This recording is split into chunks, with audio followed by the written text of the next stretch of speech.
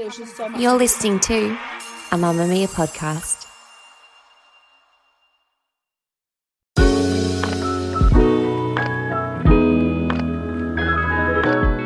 This is Well, Australian women. Welcome to your full body health check. I'm Claire Murphy, the journalist who wants to know everything about your health. And let's be honest, my own while we're at it. And I'm Dr. Mariam, the GP girlfriend that you wish you had so you could ask all those annoying health questions over a glass of wine midweek. Today, we're trying to focus so we can talk about ADHD. I'm so sorry if that is a terrible, terrible joke. I forgot what you said. Oh, stop it. We are legitimately going to find out if those ADHD tests on TikTok are real or bullshit. We're going to look at the pros and cons of medicating and how we manage some of the tougher parts of an ADHD diagnosis, like, you know, your partner feeling like you just don't care when really you're struggling to remember things. We'll also be heading into a quick consult where you can ask our very own Dr. Mariam anything about your weird and wonderful body doing weird and wonderful things. Today, Amali says she's got no idea how to tell the difference between a good lump and a bad lump.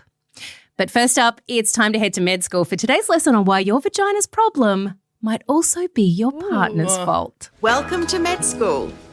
Look, we found something out recently which is very interesting because we as women have been dealing with it pretty much solo.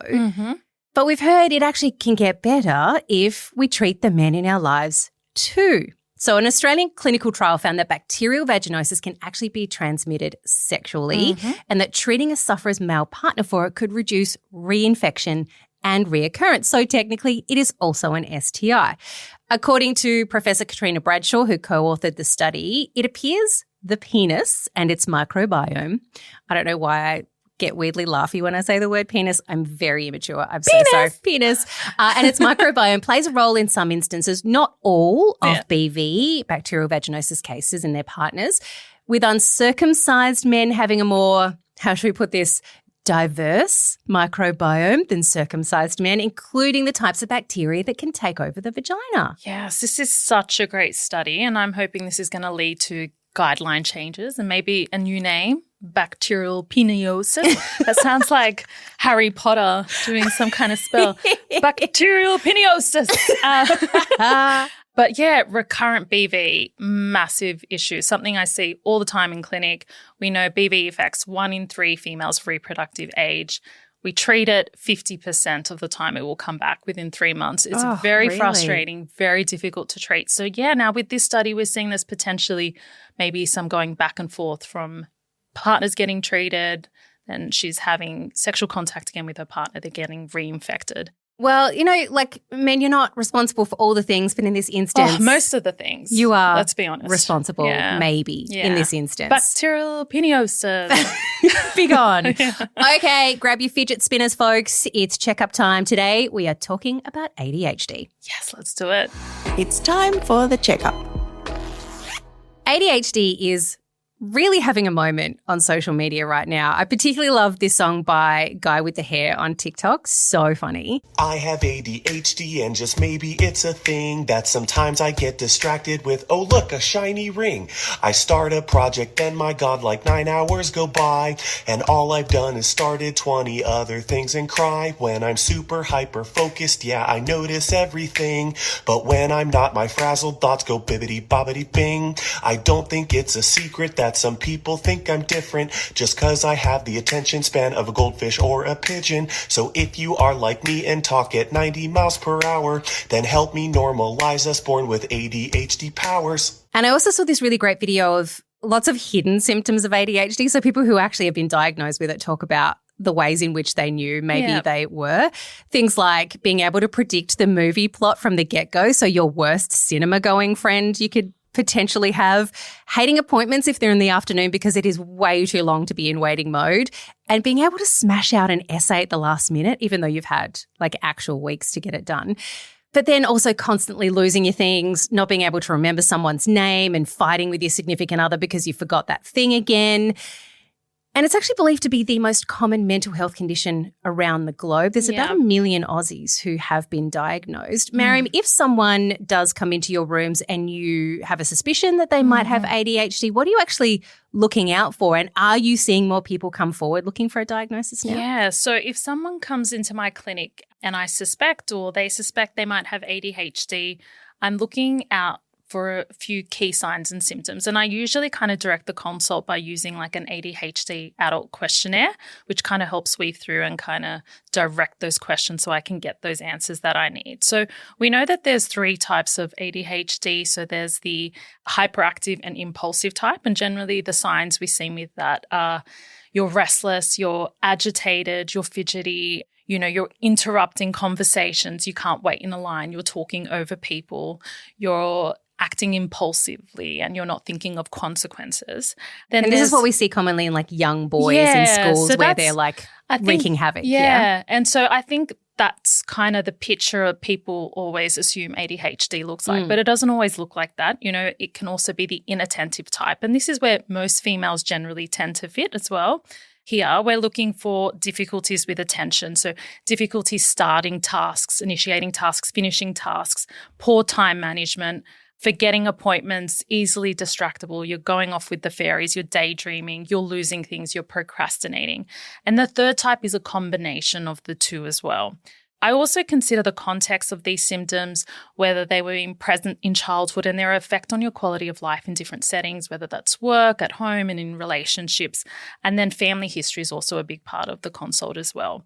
As for whether I'm seeing more people come in, definitely. And I think that's just because ADHD is finally getting the platform it deserves. There's a lot more awareness. Interestingly, being a female GP, I see a lot of patients going through the perimenopausal space. And I'm picking up ADHD so much in these patients, a lot from my own conversations with the patients, but a lot of the time they're like, hey, I think I have ADHD. We know those hormonal changes can exacerbate a lot of the symptoms of ADHD. What do people need to do to prepare for a diagnosis? I've heard it does involve a lot of appointments and a fair bit of paperwork, and it can also be pretty costly too. Unfortunately, that is the case. And, GPs are really pushing for a massive reform with ADHD, and we're hoping that will come in the near future. But for the time being, it is a bit of a process. You start by seeing your GP. Your GP will assess your symptoms and your history. They'll use those screening tools and questionnaires in the consultation or send you home with them. And if they do suspect you have ADHD, you'll be given a referral to a psychiatrist or a psychologist who has that specialty in diagnosing ADHD. It's your preference where you want to go, but a lot of people prefer just going straight to the psychiatrist because they can prescribe the medication if you do have ADHD and the medication is needed. So you just kind of save that extra step. Unfortunately, diagnosis does come with a hefty price tag, and that could range from $1,000 to $3,000. Yeah, with limited rebates. But to make your appointments more effectively, I will offer some advice which people might find helpful. And so I always say document your symptoms. So anything you suspect might be ADHD related, put it all down in a journal and write its impact on your quality of life and how long you've had these symptoms, what school life was like for you, what your partner thinks, what your family thinks, those sorts of things. Gather your history. So if you've seen your mental health professionals in the past, try to get your notes from them as well. That will be really helpful for the psychiatrist or psychologist to collaborate and help with the diagnosis. So complete the questionnaires and take those to the appointment and prepare questions. So if you are diagnosed with ADHD, you're going to leave with a million questions. Try to think, okay, if I do have ADHD, what are things that I want to know? Write them down and make sure that you get those answers before you leave that appointment, and ask for support.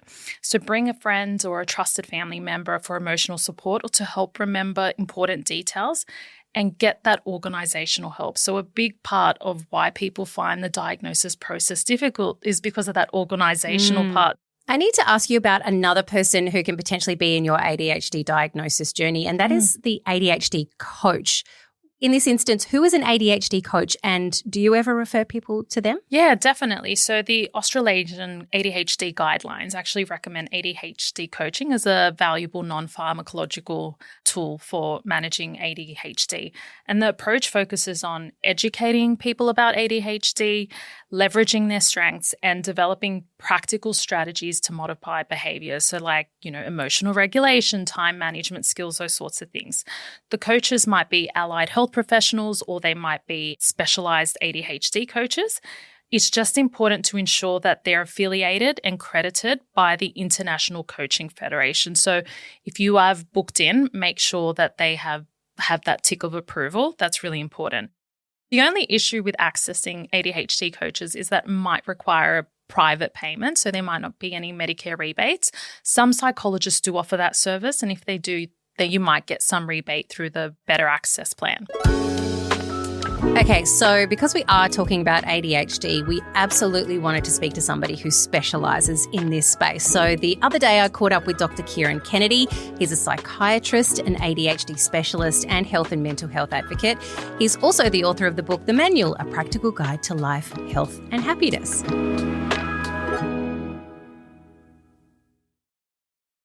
Kieran, thank you so much for joining us today to dispel some ADHD myths and beliefs. But we wanted to start with something that has become more apparent in recent years, and that is that ADHD presents differently in girls and women as opposed to what it does in boys and men. As you say, there's so much out there at the moment around ADHD. And I think in a lot of ways, girls and women are being hit with the brunt of a lot of that information. And I obviously see a lot of women questioning ADHD as a diagnosis at whatever age and stage they might be at. And I think it is this really growing awareness, thankfully, around ADHD presenting differently, not just for girls and boys, but also for men and women as well. We know that that's different for a number of reasons. I mean, as with all medicine and mental health, there's an element of biology potentially there in terms of how ADHD presents differently in the brain for girls and boys versus men and women as well.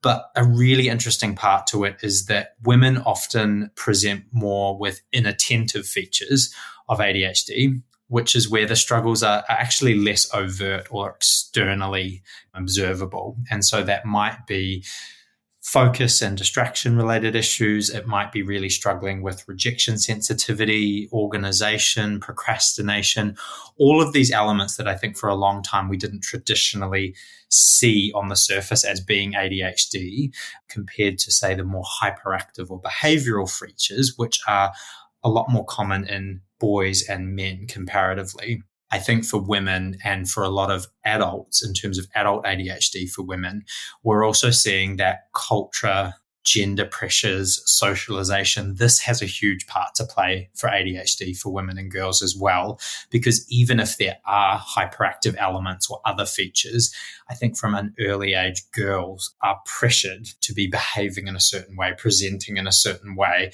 And so I speak to a lot of women who have their entire lives really known and felt something's there on the inside, but they've sort of been pressured in a way to containing that and to actually never really allowing themselves in a lot of ways to align with or really recognize those features of ADHD that might be there all along.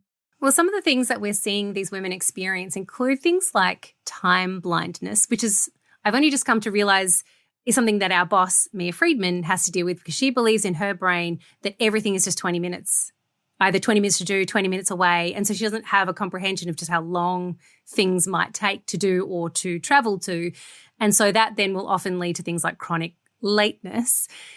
How do we find strategies to deal with those kinds of things? Yeah, really tricky. And I mean, time blindness is a really, really interesting one that so many women and just people of all genders struggle with when it comes to ADHD, but it's not one we typically sort of really put at the front of our mind. But it is one, as you say, that can really impact our work. It can impact our relationships, our personal goals. And so I think when it comes to time blindness, it's that level of insight that's the first step and that's key. I think often with time blindness, we're often just that. We're blind to the fact that we can actually really struggle to sort of conceptualize time in our mind and how long things might take, or that we need some scaffold. So I think being aware that time blindness might be part of ADHD for you is a really, really kind of key one to just acknowledge it. And then, strategies for that do come around just giving ourselves more structure and planning when it comes to timing. It's also practice. We know that for ADHD, a lot of these things do gradually kind of change and can improve with time and practice. So it's almost like a little bit of a muscle. Does ADHD affect your memory? Memory and retention are really prominent features of ADHD for a lot of people. And it's, amazing how many people I see who actually get a little bit emotional or obviously anxious when we come to this point of the assessment, because they've often said to themselves, God, I wonder whether I'm sort of getting early onset dementia here, or I just always felt like something was actually wrong with my brain when it comes to memory. But if we really nail it down, it's not so much an issue with the actual memory or recalling things or laying down memories. It's more an issue with that attentional dynamic, meaning our brain didn't quite get the chance to sort of take in, focus on, and retain that information from the get-go. And so that's where things like names, being given instructions by a colleague or our partner, conversations even, it's often the sense that it's not the hardware of our brain that's struggling to actually lay down memories and recall them. It's the fact that attentional dynamic of ADHD impacts being able to take in that information and then recall it later. A lot of people who have ADHD say they struggle with personal relationships, and it can be for various reasons. I mean, the time blindness and the chronic lateness and, the memory issues, like all of that can add up if you are in a relationship with someone who has ADHD, and they can get frustrating. But are there strategies to help improve communication for someone who is struggling to maintain a relationship? Yeah, definitely. And I think, for so long as well, we focused on, for kids, obviously, with school and learning, but also for adults when it comes to study, but also work, we focused on that very work, learning, study-related side to ADHD and how these symptoms impact kids and adults. And especially for adults, we know that the impacts on relationships and our personal lives are just as wide-reaching and significant. And relationships is an area where those with ADHD can really struggle. And as you say, it's often to do with a number of different things, but I think it's often the level of, again, calling that out and insight around what's happening and why that I see making the biggest difference. And I think part of my work and working with people with ADHD that I love so much is just these beautiful little ripple effects to a diagnosis that we see. And I have so many patients say, God, things have been so much better with my partner and with my nearest and dearest since the diagnosis, because not only now do I understand where some of these things were coming from, but they have a much gentler, more open understanding of that as well. And with ADHD, we know obviously that things like forgetting a conversation with our partner or struggling with time management or getting to the restaurant to meet them on time, these things are not anything to do with an active sense of trying to do those things or not finding that relationship important or not valuing that information or that time. It's just that these things on a more neurochemical level are very, very difficult. Can we talk about diagnosis? Because if you're to believe social media, you can ask one question. Like I was just watching a video of someone who said, pretending to be the therapist, saying, do you interrupt people a lot? And the person who's the patient says, no, I don't. She says, no, because I'm constantly stopping myself in my head saying, don't interrupt, don't interrupt, don't interrupt, don't interrupt, and thinking about what it is that I'm going to say to contribute to this conversation, and then forgetting what I was going to say. And then the therapist goes, oh, you definitely have ADHD. Like, Yes. Is it that simple? Unfortunately not. I mean, my job would be a lot easier if it was. But no, I'm so glad that you wanted to chat on this point, because I see so much of it too. And it does drive me slightly insane, even as a psychiatrist, to see some of this. I mean, I think even earlier today, I saw something on my Instagram scroll of, if you see green in this image, it means you have ADHD. There's so much floating around on social media now that obviously is really grounded in misinformation, but also for me as an ADHD psychiatrist really concerns me, because I think it oversimplifies and actually disregards a lot of what ADHD is. And I've had a lot of patients and even friends and people I know with ADHD say when they see that type of thing on social media, it's actually really quite invalidating to feel that their experience and their diagnosis and condition can be boiled down to oh yeah, you look at this color chart and if you can see green rather than blue, then it means you must have it. Can we talk about another aspect of ADHD, and that is dysregulation and rejection sensitive dysphoria. Now, a lot of women I know have experienced this not because they have ADHD, but because they get PMT. You go through this week every 28 days where you think everybody hates you and there's no real reason for it, but you just have convinced yourself that everyone hates you, no one likes you, you're the worst person in the world. And that is apparently something that is quite common for people who have ADHD, but not just for 1 week every 28 days. Yeah, exactly. I mean, it might be slightly worse for that 1 week every 28 days. Okay, so that's RIP that week, yes. Exactly. Very, very hard. But no, you're exactly right. For those with ADHD and for neurodivergence in general, we know that regulating emotions can be really quite difficult. I often talk to patients about pinball emotions, where there's a sense that our emotions can really shift and pinball and change quite quickly, but also quite intensely.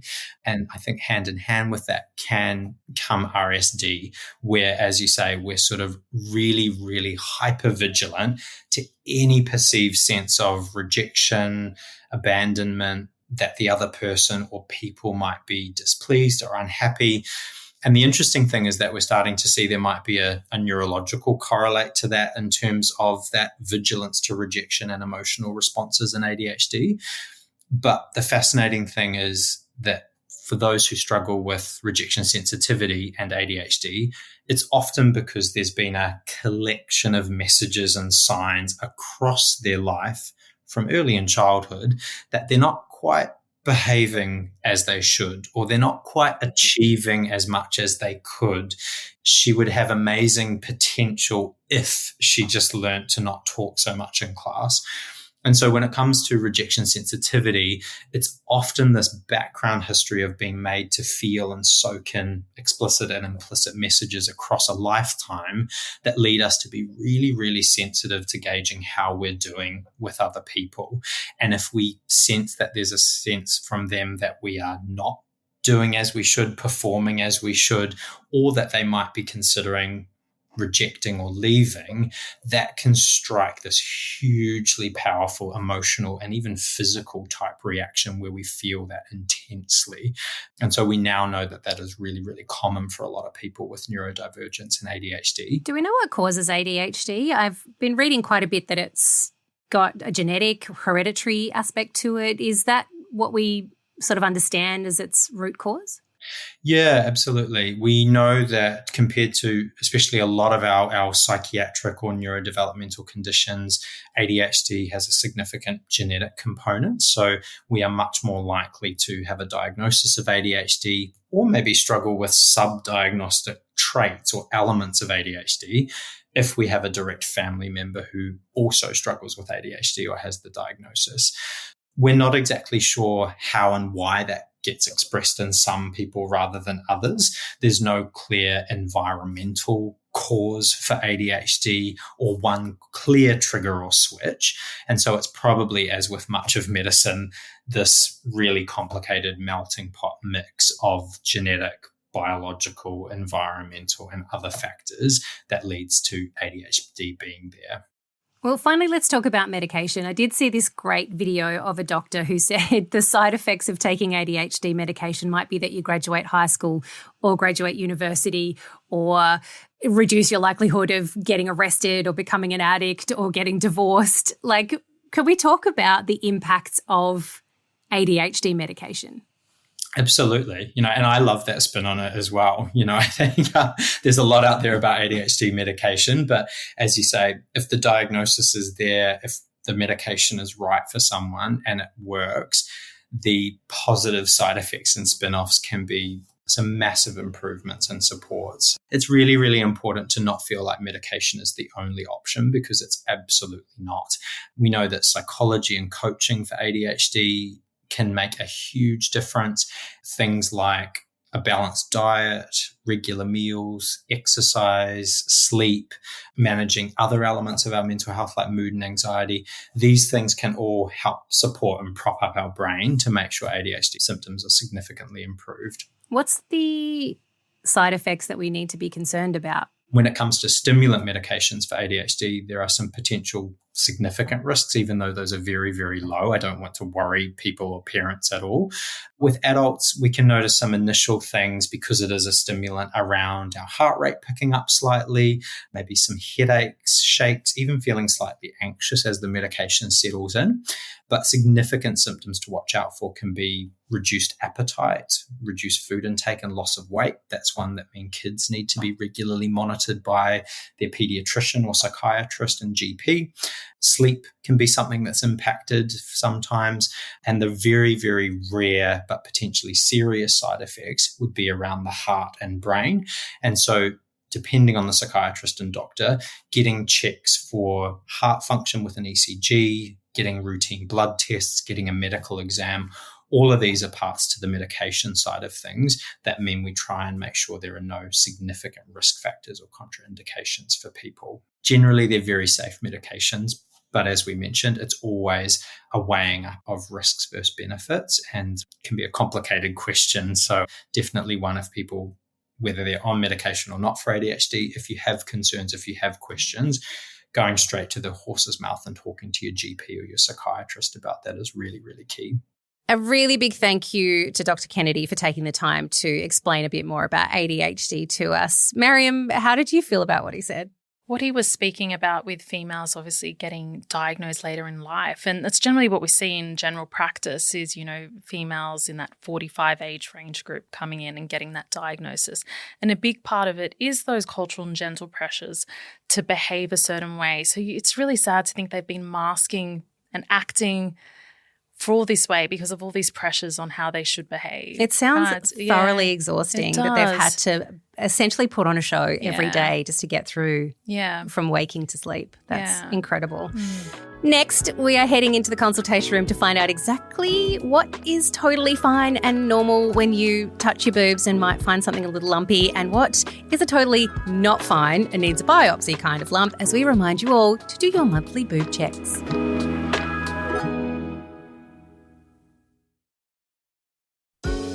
The doctor will see you now just through here to consult room 1. Thank you for waiting. How can I help you? So this is where you can have your health concerns heard. If you have something you want to ask Dr. Mariam or any expert in the health space, make sure you reach out. Our email is at mamamia.com.au, or leave a voice note. You can find a link to that in the show notes. Amali sent in this question, and it is one for all the lumpy boobed gals. Okay, here we go. She wrote this. I just don't know if I'm doing my breast check exams right. I've been doing them for a while now, and I feel things in there. They're not lumps as such, but they're not lumps, if you know what I mean. Now, I hear you, Amali, as a fellow lumpy boobed gal, and I've been trying to tell my colleagues that I wish it wasn't an HR violation and I could allow them to touch my boobs so they could feel what I can feel, because everyone's boobs feel different, right? They have decided not to break that HR violation. Your loss. Fair. Exactly. So how do we tell the difference, and what are we actually feeling when we're feeling our boobs? Yeah, Amali, first of all, great work that you are breast aware. So we know breast self-awareness is about becoming familiar, having a relationship with your breasts, getting on top of how they look and feel.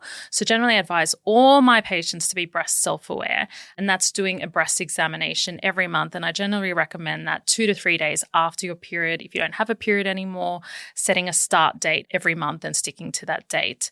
Everyone's breasts look and feel different. They may be lumpy, you might have inverted nipples, whatever it might be. Everyone's breasts are normal. So you need to get used to your normal by doing these self-examination tests. So Amali, the things that you might be feeling when you're examining your breasts, they might be the fatty tissue, which you've described. They could be the glandular tissue, and that includes the lobes and the lobules, and that's what produces milk.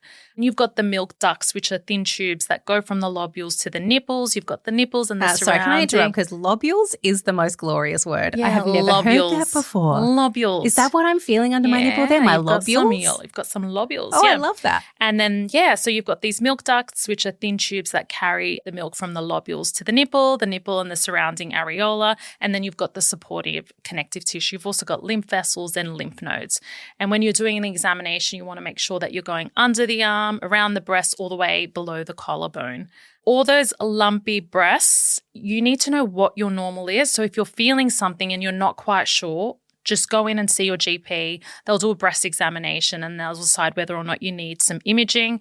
If the imaging is all fine, then we know that's your normal, and then you just continue examinations, and then if anything changes, you see your doctor. So it's just knowing what is right for you and what is your normal. It's very important to note that self-awareness does not replace the 2 yearly mammograms. So you still need to do those mammograms from the age of 50, or if you want to do them earlier, you can do them from the age of 40 as well. There's also been a lot of chat around about dense breasts because imaging, it's harder to pick up breast cancer if you have dense breasts. Can you feel if your breast tissue is dense? Like, would it feel different to someone whose isn't? It may or may not feel that way during examination. We only generally pick that up in imaging. But yeah, if you've got any concerns during an examination and you're feeling like, oh, I don't know if this is normal, just see your doctor, get some clarity. Don't leave it. Thank you, Amali. And remember, if you do want to send through a question to Dr. Mariam, go in our show notes, leave us a voice note. Or if you want to remain anonymous, there's a way to do that too.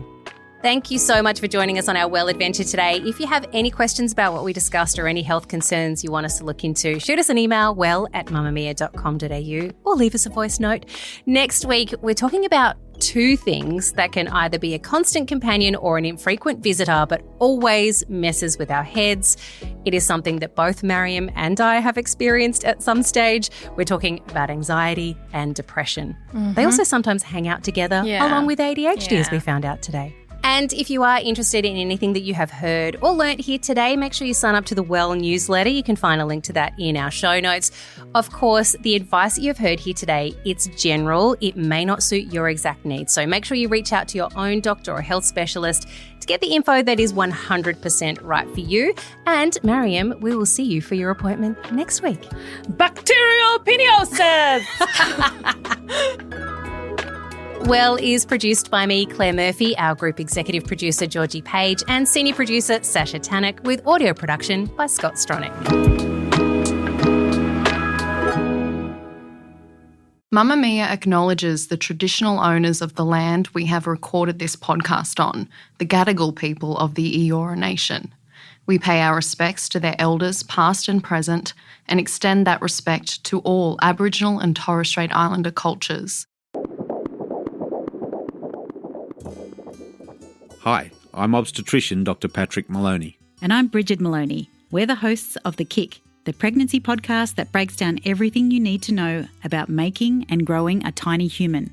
We cover it all with expert information and evidence-based discussion based on our experience of running a women's clinic and being parents to 4 boys. From morning sickness to birth plans, strange cravings to baby movements, listen to The Kick wherever you get your podcasts.